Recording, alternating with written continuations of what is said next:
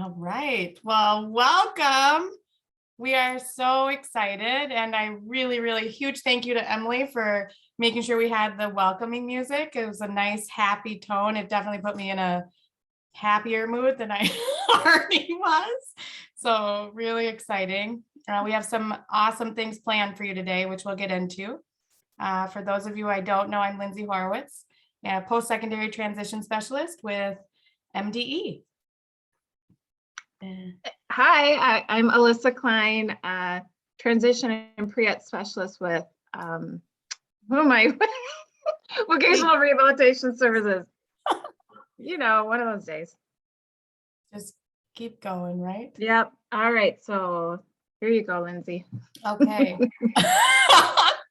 I don't know about you guys, but I feel a little funny today, like in a good way. Okay, so today what we're going to cover is we want to make sure that we're sharing our progress update on outcomes. Huge thank you to those who have put their information in there. We really rely on you and are so grateful. And a thank you to those who reached out asking for support. That's why we're here. Then we're going to hear from two district community teams today. It is the warm weather too, Holly. We want to hear we're going to hear from Northern Lights Special Education Co-op and Goodhue Education County District on their successes and talking about, because Goodhue has already achieved their goal and talking about their successes around that. So we're looking forward to that. And then we'll go into our breakout work. All right, I think it's me, right? All right, well, we just, like every time we gather, want to give an update on where we're at with our outcome data, celebrate success. So what we have here is what we reviewed last time, but now we're looking at what, the increases we've made since January when we last met. So as you all may recall, and we'll go through this in a second again too, but we have the four items that we want to be tracking. So the number one is the number of students in 18 to 21 transition programming within your community team that have been employed into a competitive integrated work experience this year. So you'll see in January, in total, with all of those that are involved with ECBC, we had 106. We've increased to 200 in March. So yay, how exciting. And then one is of that number, the total number employed that have the disability category of DCD, because again, as you all might recall, the Olmsted sub-cabinet requires us to be tracking in particular those who have developmental cognitive disabilities, because of course those were typically the students that were tracked into segregated employment settings. So all employment's important, but in particular for those students. So in January, we had 13, March we're at 53. So good increase there. And then number two is, for number one, we include just all of those employed, but we want to also track again in line with what the Olmsted sub-cabinet wants us to be looking at, how many have new employment this year. So of course, you're going to see lower numbers, but 58 was the total in January, 99 in March. And then this is the number 2A is the one we actually do report to the sub-cabinet. We had 19 students with new employment, students with developmental cognitive disabilities. In March, we're at 24. We do have a goal of 150, so we do have a ways to go. So we want to just keep moving on that. I do want to share, I think I gotta, just give me a sec here. You muted yourself. I promise it wasn't me. Oh. Am I unmuted now? Yes. Okay. I don't know if I did that.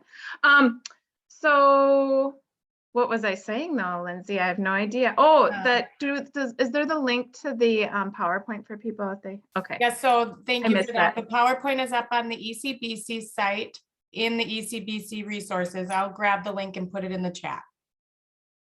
Okay, so if you get, you can get the spreadsheet link off that PowerPoint, or the spreadsheet is also just in our folders in there under ECBC resources as well.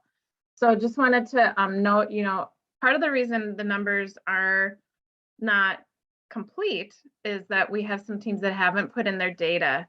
So just, you can see we've got some gaps there. And on the bottom, we have all 4 goals here. So you have to go to each tab to look at all 4 of those goals. And we enter the data. We go to your spreadsheets, your workbooks, and that's where we get the data from, and then we enter it. Alyssa, there was one question in the chat. I feel like it's worth mentioning can we explain why we are ECBC is so focused on DCD? So maybe we just so everybody is aware, if you need to, we have recorded our previous sessions if you were missing it, but we've done kind of that background, but to provide an updated background for those of us who might be joining halfway through or just need that refresher. Remember that ECBC stems from the Minnesota Olmsted Plan. And that was one of those strategies dedicated solely to our individuals with DCD who historically, ages 19 through 21, who historically had not gained competitive integrated employment. We heard from you guys a few years ago. You said all of these strategies work for all students with disabilities. Therefore, we opened it up to all students with disabilities, and we still report to the Minnesota Olmsted subcabinet on that DCD piece. So we're still tracking everything. However, we highlight that DCD category for the purpose of Minnesota Olmsted Plan, which is where ECBC was birthed from. Good job.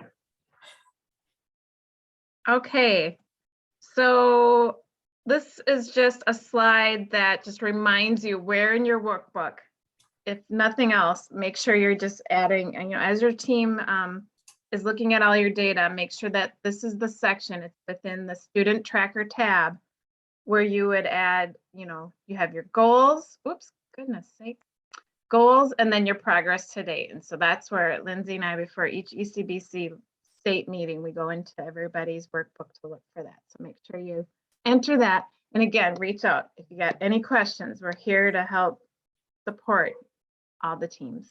So, and I think I do have, again, the data points here on the next 2 slides that explain that, those 4 data points that we look at.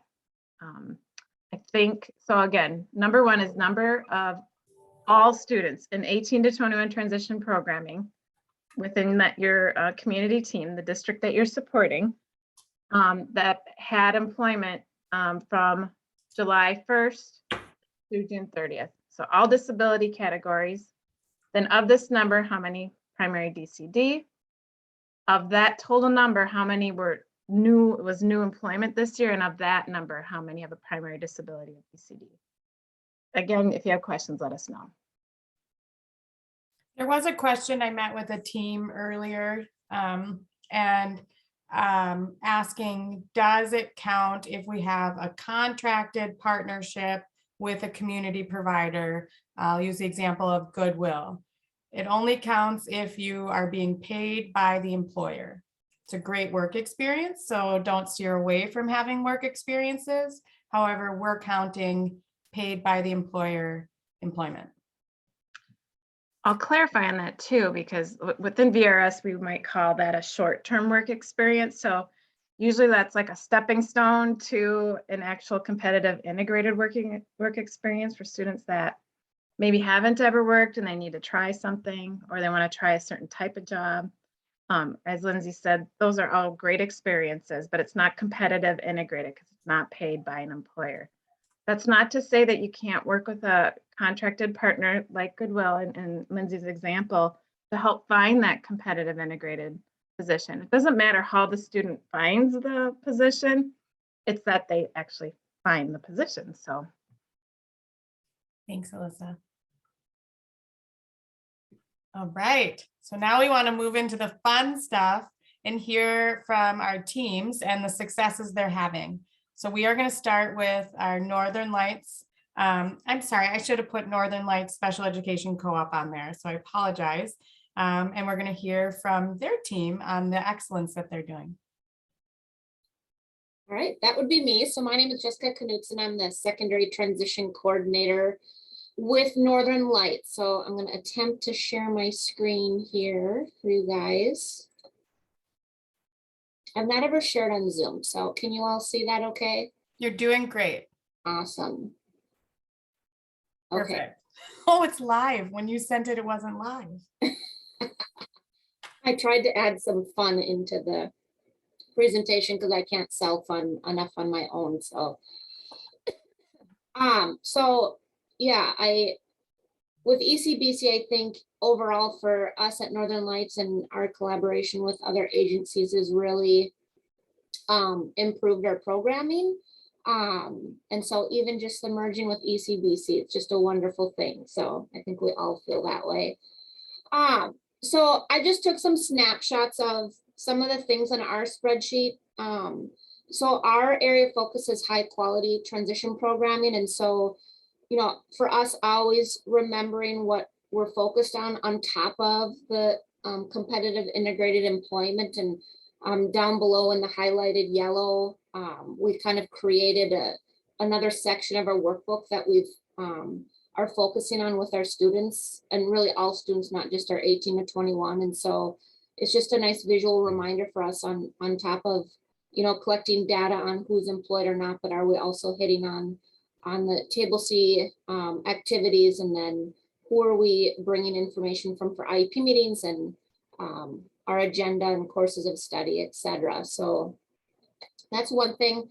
This is, I love the workbook, but like visually I was struggling a little bit. So we created this separate page that is really kind of just a snapshot of that student tracker, along with the Charting the Life course documents that we're incorporating. And then we also added on there just the discovery assessment on who we have that is currently in progress or has completed it. And it just gave us a nice visual of kind of that continuum too of services, I guess, in terms of that employment. So, and we've hyperlinked on there. So anyone within our community team can go to our workbook and hyperlink right to that document and do that with the student and or family. And for us, like, you know, we have myself and our work-based learning coordinators within the school supporting our teachers with completing this stuff, but thankfully with Voc Rehab and County, and then also contracting with other employment agencies,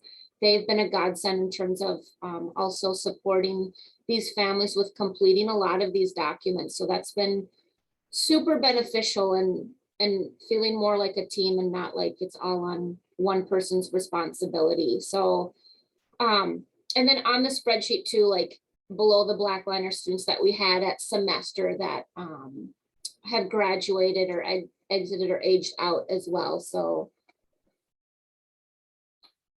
and then our action plan. So what we're always focusing on and ever evolving with this. So this is just a short little synopsis of what we're focusing on with our ECBC initiatives. And I think like right now, there's a pretty big momentum within the last few weeks that I'm seeing with a lot of our teachers. So for example, yesterday I met with a high school team working with an 8th grader that's transitioning to high school. And we used the integrated STAR with that team on planning for transition, and that case manager wanted to do that. So it was kind of nice to see, like, it wasn't initiated by myself or anybody else that's a part of this community team. And then all of the team members that we had there were really flabbergasted at the value of that. So I'm super excited now that I feel like that wave is going to really continue, especially within that school district. Let's see.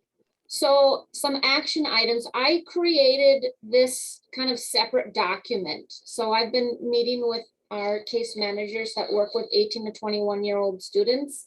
And just a little background, we work with 13 school districts up here in this area. So it's a lot for us to meet with all of these teachers just because of how we're set up. But this document is kind of like our one-stop shop. And so it's shared with our community team members, and then I've sent it out to our case managers. And I can click on this. And you can see that, correct?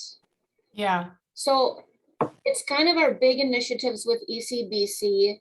And I kind of created like a checklist for case managers to focus on, because I've really reiterated with them that this isn't just for this year. This is, we're kind of reframing or refocusing our programming for students and families. So this is something that we want to like see at every IEP meeting, or to be thinking about.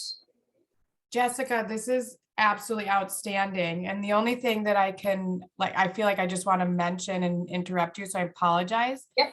Is you not only have obviously what you needed to tailor to your work in your district, you have incorporated some of the milestones from the workbook. And I feel like, I guess my question would be, it seems so aligned with your work that you're already doing. It doesn't seem like it was an additional step for you guys. Yeah, and that was a big focus for us and continues to be, how can we organically implement this? Because everything we ask of anybody right now in education feels like an additional thing. And so that's been a big focus, is how to do this without making it feel like it's another big thing to have to complete, and that it has some meaning behind it as well. Awesome. And so then down below, everything is hyperlinked in terms of all of the documents. So whether it's an example of how to do one, or the blank where they can just type it at an IEP meeting and save it and upload it to my vault. So trying to make it as seamless as possible. And this is ever evolving. We're always continually improving it or changing it, trying to figure out what works, what doesn't work, and what we need to change. And then I wanted to share with you, so our agenda came from this ECBC group. So I guess one of the benefits of the pandemic was our collaboration that we've had, and the time that we were able to find to meet virtually where everyone can be on board. And so myself and our work-based learning coordinators, along with County and Voc Rehab, sat down and worked on trying to create an agenda focused solely on secondary transition, and try to get out of the practice of running an IEP meeting page by page of the IEP meeting, which is pretty mundane by the time you're in high school. And so we tried to incorporate some of that person-centered planning and charting the life course terminology in there. And then just recently we added at the top of this are those components in terms of my Vault Disability Hub, and then completing one of those forms, the one-page profile, the STAR or the life trajectory. So so we have some teachers that are doing this, and then there's others, like monthly I'm offering virtual trainings, and then also I facilitated IEP meetings for teachers so they can see it in action, because it's a huge mind shift to go from the scripted SPED forms IEP to something like this. So, and then I came up with this virtual format when we were more so in the virtual world, as just a template for teachers that take that agenda, but put it in the form of this spreadsheet. So yeah. So there's that. And the last thing was, for me, with the initiatives with ECBC, I really wanted to like have case managers tell the story within the IEP as well, so that all those agencies that are involved, and when they graduate from high school, that story is told within that IEP. So, and this is an ever-growing list of how we're focusing on the table C part, but just some, I guess, story starters for case managers and how we can easily incorporate some of these action items that we're doing within that IEP as well. So that's it in a nutshell. Any questions or comments, or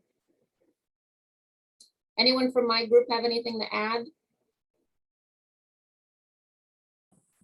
I'm all by myself. There you are. Well, I guess I can, sort of contextualize one way that we've used that with specifically one student who's in the 18 to 21 program, or she what would have graduated, but COVID kind of threw a wrench in stuff, so she's still there. But when we're having her IEP meetings or planning meetings, we have been bringing some of the outside agencies that are going to be working with her, or that are kind of also doing some PCA stuff, like they're coming to the IEP meeting and we're talking about how the services are going to look in terms of employment, and even where the school has been super open, where this spring, the person that's probably going to work with this student upon graduation is going to come and shadow the person that's doing the job coaching in the school and at the job site, to make sure that there's like just a seamless transition from school to life after school. And the focus with the ECBC group, I think, has helped like think about those partners and bring them to the table, and think about like who also needs to be invited to this, so that it's all connected and braided, and then there isn't like, you get off one island and then see how you're going to get to that other island, but there's just like that bridge to it. And I think that's one way we've contextualized some of the work we've been doing in one story with the ECBC group. That's amazing. I love how you talk about the island, because they're all coming together. It's like Hawaii. We do have a couple questions in the chat, if I may ask them out loud. So it looks like we have one. How did your district get the training on charting the life course tools? I don't know if you want to add. Yeah, I can answer that now. So I've been meeting with teachers and just doing that. So either sitting down in person, which has been the best way to do it, or just virtually. I've been doing stuff. So that's how we're doing it right now. I mean, it's a slow progress doing it that way. And there hasn't been a real good time, to do in-person trainings this year, just staffing shortages, as we all know. But just me right now individually. And then I know, like I've heard with Voc Rehab has been mentioning it at IEP meetings and showing it as well. So that's been nice. Oh, nice. I feel like it's charting the life course materials, you can just pick up and go. That's the beauty of them. There doesn't need to be a whole lot of base training. It's obviously nice if you have something how you want it rolled out in the district. However, you can pick them up and just go. I will use our person-centered planning meeting that we had at MDE, probably one of my most favorite meetings of all time. We all got to do a one-page profile of like how to best support me. And so we got to learn about each other. So a nice way that you can show that if you wanted to teach it to a group of people, that would be another way you could bring in some of those charting the life course materials. Okay, then I have here. I guess. Oops, I'm Lindsay, sorry. can I just hop in and say, there are folks like Carrie and myself and Wendy and others, Lindsay, there are a bunch of ambassadors who got additional training for charting the life course. There's a Minnesota Connect group, networking group that's going on trying to do bits of teaching. You should be seeing, and I'll make sure all the ECBC people get invitations to the next couple trainings that are going on. But if you want any resources or additional consultation on person-centered practices, feel free to give us a call. Thanks, Sue. So we have, let's see, can I ask you how you initiate my Vault account setup, particularly for those students who don't have a personal email account? I really know this is really mundane. Also, have you done any modifications of charting the life course tools, picture, video, voice, output supports, etc.? So with the My Vault, I know families have just created a personal account instead of the school email. So that's how they're all doing it, or using a family parent email. We haven't really adapted charting the life course tools yet. I guess we haven't seen a need. However, today I was doing a webinar on a website called I'm Determined. And they use a lot of like the person-centered planning. So like they have the one-page profile. It looks a little different than the Charting a Life course. They have good day, bad day, and then like a goal one. And they have apps for each of those documents. And so they were sharing like the app, they could do just a complete visual of like the one-page profile. So for those students that have communication barriers, I'm like, that is super cool. So like wondering like, how could we take that one-page profile from Charting the Life course and easily, you know, plot pictures in there or something. So Nice. Okay, I might have one more here. How have the students, families, and teachers or other school staff received or responded to the idea of using My Vault and Charting the Life course materials? what was the first part of that, Lindsay? Yes, let me scroll up. How have the students, families, and teachers or other school staff received and or responded to the idea of using My Vault and Charting the Life course materials? So like I shared out this document with the teachers. And so that was the first step. And then now meeting one-on-one. Sending out this document wasn't as valuable as meeting with the teachers and showing it in action. I think that's the most important thing. Because even for me, if I'm going to use something, I need to see how it can be used and how it relates. So that's been the biggest thing in terms of like parent buy-in. I mean, I think that has been a little more challenging. And so it's really front loading, you know, our team really front loading with the case managers, and the case managers feeling really comfortable to then share it with the parents, which takes a lot of work. And with the My Vault, like the big questions we get from parents is, how is this going to help me? And so we just talk a lot about just, you know, once they leave high school and enter an adulthood, like especially like all of the documents from SPED forms we can upload on there. And thankfully with Voc Rehab and County, our team has been really good on really helping families and supporting them with finding the value in it. And we haven't really ventured into the activity part of My Vault yet. So it's just more getting accounts set up and setting teams up and uploading documents. But I think once we, you know, feel comfortable in getting the activities, I think it'll be more of a game changer. This is Leslie. I'm one of the county case managers on the Northern Lights team, and I use Charting Life course with a lot of the transition youth that I work with, and they really have bought into it pretty well. They like the kind of being in the driver's seat and being the star of it, and like being able to be heard as to what their wishes and thoughts are for their future. So it's worked out really well, and I've had really good feedback from the people that I've used it with. Awesome, thank you. Any other questions for Northern Lights?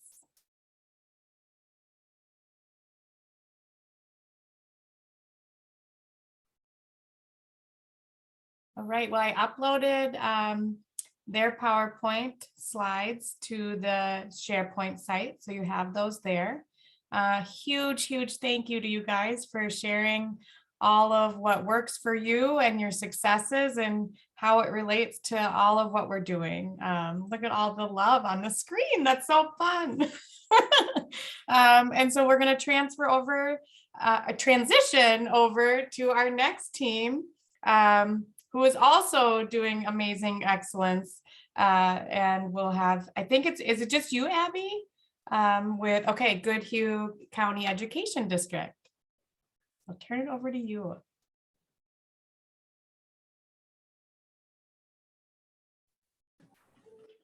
Hello, everyone. I am Abby Wiley. I work for the Goodhue County Ed District based out of Red Wing. My population is specifically 18 to 21. And whoa, Jessica, those are some big shoes to fill on presentation. I am so not prepared with any sort of PowerPoint or whatnot. No judgments at all. Oh, it's all self-judgment, Lindsay. Self-judgment. So it'll be kind of quick. Our success, I think I have contributed mainly to our partnerships that we have with Folk Rehab. Specifically, our counselor is Jim Langevin. Because of COVID, there was not a lot of one-on-one interaction. So he suggested our students start working with Stephanie Kruger from Pearl Consulting. And she's an employment specialist who has since established weekly one-on-one meetings with our students and really has been a driving force for them to take what they have learned and in their work experiences they have gotten through us and apply it out into the community. So we also have a strong partnership with the high school that we share a parking lot with. The food service director there has really, for the past 3 to 4 years, maybe even 5, has really been open to hiring a couple of our students to, as one of his public school employees, to help in the dish rooms in the various schools around our town. So right now we have 3 employed through him 5 days a week. And so that has been a great partnership to get our students competitively employed. But I can't sing Stephanie Kruger's praises enough. Her and I have teamed up just since our last ECBC meeting, which I can't remember if that was a month or 2 ago, but January, okay. So we just started, or I just started using my vaults since that last ECBC meeting, and my goal was to get 3 of my students established, but we have since gotten 10. Oh So, my goodness. yeah, 10 of our students have accounts created, and I have been working in the classroom on some of the stuff Jessica was talking about, the profile page, the trajectory, the integrated star, uploading their resumes, personal information. And then Stephanie has been tackling the benefits analysis piece and looking at that and talking with them about that. And then I overheard Stephanie and one of my students, they were just working on yesterday, sharing that benefits analysis with the rest of my students' team. So that was super cool to hear. Sharing via the vault? Via the vault, yeah. Via the vault. So I had worked with my student to get a bunch of contacts in her list, and then Stephanie said yesterday, "Oh, you have them in your contacts list? Well, you can just share it." And so then they were able to share it with my students' team members to see then that benefits analysis that Stephanie had worked with them on. So that's been exciting to do. We also have a website that we use here. It's just starting to get going in the past year or 2. We call it Future Forward, and it's available. We have, I'm not sure if you guys are familiar with that, but this website has local employers connected to it of all types, and we've been using that for virtual tours to expose students to different types of jobs. And it's all through we focus on all throughout Goodhue County, a lot of manufacturing jobs and some food service, and it's an informational page. Each site business has an informational page with a contact person for questions, virtual tour, what they do. So it's a good stepping stone for some of the younger ones too, like 9th and 10th grade, of what's in your area, what do they do there. Here's a little bit of a tour. So now that things are slightly opening up a little bit more here, then hopefully we can do some more in-person tours, getting back to that. So Nice. Yeah, let's see. Abby, could you put the link to that website you use in the chat, that Future To the- Forward? The future forward, yes, I certainly can. Thank you. Um, I Googled it, but Absolutely. there's a lot under future forward, by the way. So that'll help. So yeah, it's getting, gosh, I think it just was started for us last year, so they're just kind of getting companies added to it, and it's a definite work in progress. And one last thing I had, well, I guess two other things that I think have been very helpful to getting our students, so many of them out and working and exposed, is we've been very fortunate to have 17 right now. We're at volunteer sites that we're working at 4 days a week. We have our students out for half of the day. So we've been fortunate enough to have these sites and have enough staff to take a group of, it's usually 3 to 5 that we have, dependent on the site. A couple of our sites are independent where the students can go by themselves, but employers have been wonderful this year, especially. They've really been willing to take on more of a job coach role themselves. Nice. So the students are hearing it directly from the people that they're working for, which has been fabulous. And then the last thing I had wanted to share was our district, or our school specifically, each one Wednesday a month, we have a 2-hour late start. And we use that time to reflect on our goals in the workbook. This is when we update our information. This is where we check off what we have or haven't done in our plan. So really having that time set aside where we can focus on that, and how we're gonna then share our resources and send it out to other people. That's where we do a lot of our planning, and okay, for the next month, this is what we got to get done. So that's been super helpful too. So Nice. not nearly as wonderful as Jessica's presentation, but No comparison, Abby. You guys are doing amazing. And I do feel like it's worth pointing out, between the two of you even, there's the common denominator. And it seems as though, I mean, there's a few, right? There's that continuous collaboration among all parties involved. And there's that coordination and then person-centered planning. So that coordination piece is really so that you're not duplicating what you're providing to one another. You're truly collaborating. And then you're doing this, at least from what you shared today, you're doing this from a person-centered approach. And I feel like that incorporates all of, yes, what we're trying to do here in ECBC and gaining that employment, but most importantly, you guys are taking these strategies and implementing what works best for you and your districts, and you are rocking it. Really awesome. I do want to Before, say that the sorry. student, when I started the students on my vault, they first gave me the look like, what is this? And then many of them were, I said, well, just kind of think of it as a legit like vault. Like, this is a protected area for your documents and your information, and you can share it with who you want.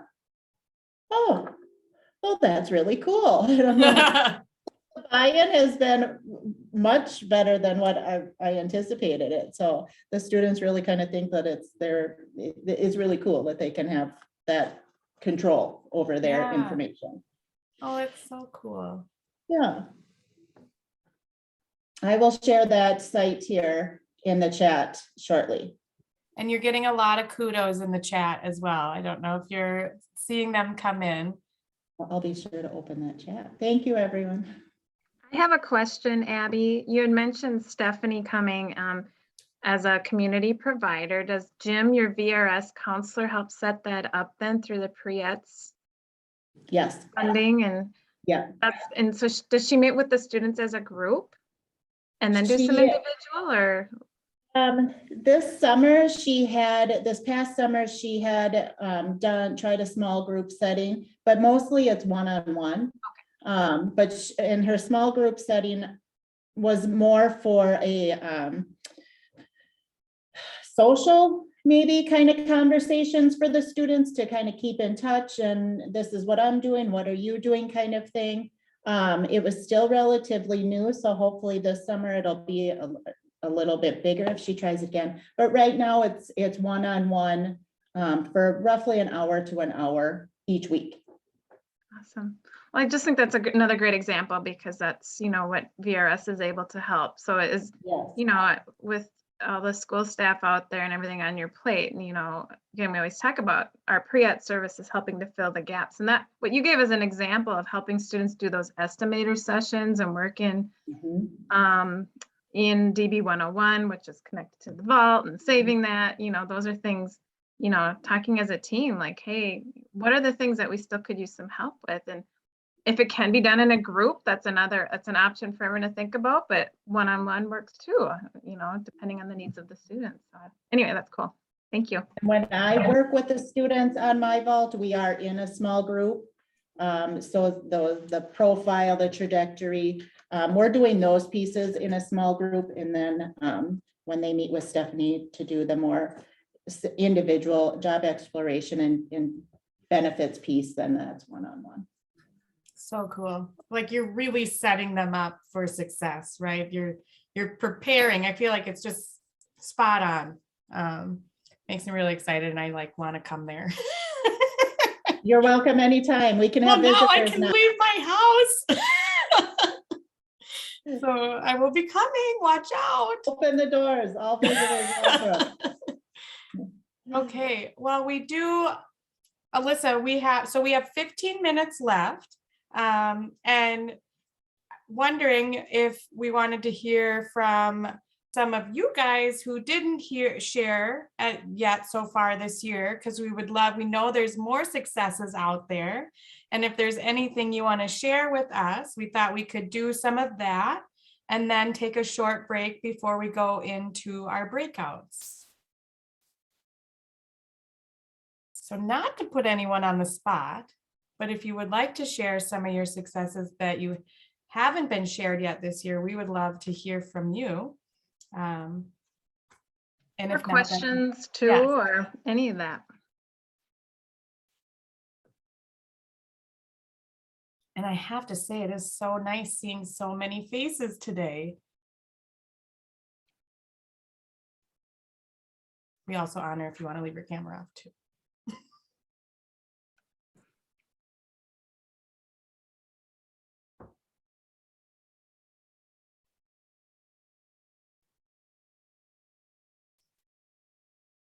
Okay. Hi, Alyssa and Lindsay. This is Hi, Ellen Ellen. Anderson. I don't have any successes to share, but I have to tell both those women they are so inspiring, and I'm super excited to use some of the things that they shared. It just was really encouraging. So thanks, you guys. And sounds like they just have fantastic teamwork going on between the agencies. And I think for the two of you, you've met your goal in getting the agencies to work together. And I shouldn't just say the two of you, but for everybody on the ECBC leadership team. I think this is what we've been working for all these years. So I'm just super motivated and excited to hear all that's going on, even though I don't really have anything to share. Thanks, Ellen. You have successes too, and we have heard from you, so appreciate that.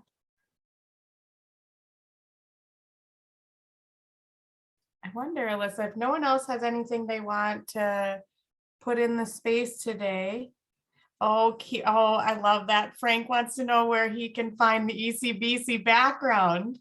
Anne, could you share it again? Anne, we got to give kudos to Anne Macklet from VRS, created this background. Oh, look, she has already got it there. So you can click on in the chat, and you can save it in your pictures. So everyone can have it.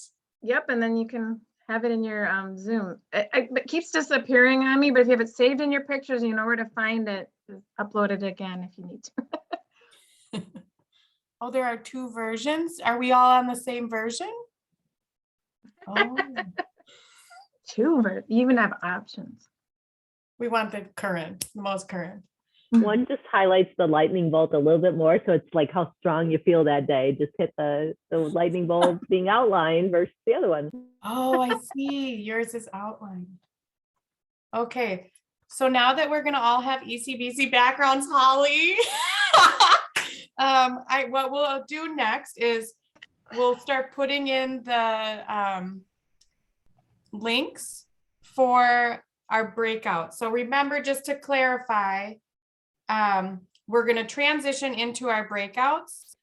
In order to do so, you're going to need to click on the appropriate link and leave this meeting. So you'll have to click the red button, leave, and then, but you'll click on your link to go to your meeting. So I can put them in the chat as well. Alyssa, were you gonna? Yeah, I was gonna say what I do is I like highlight and copy, then leave, and then paste it into your browser. Because we know we had some people that are like, I can't get into the breakout for some reason. It's because they were still in this session, and that's where it gets messed up. So you're putting them in the chat. It's probably better than having it on the screen. So I'll stop sharing. We could do both. Well, you can't select it. So who's gonna type it up? So what we'll do, so we'll put these in, and then you can take a 10-minute break and be ready to join. Oh, look at that, Shane, you've got it now too. Be ready to join your breakout at 2 o'clock. But I'm gonna finish putting the other breakouts in here and I cannot talk and do it at the same time. All right, and then I'll put the last one in here, business engagement.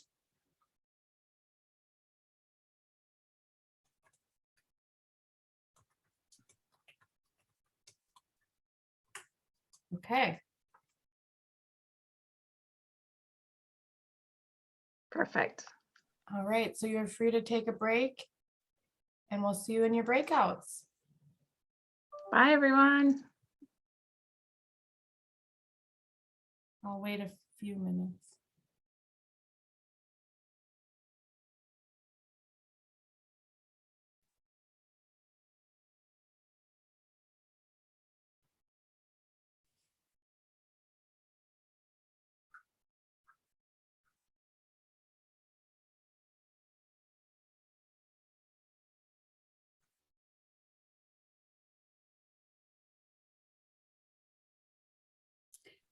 Hi, Lindsay.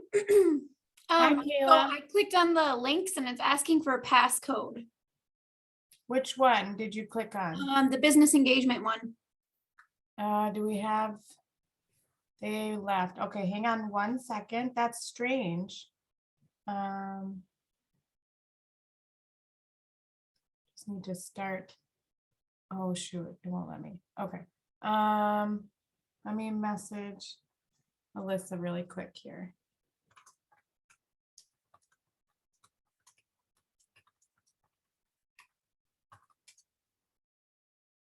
Oh, you know what? I think it might have been Anne who did it. I'll message her.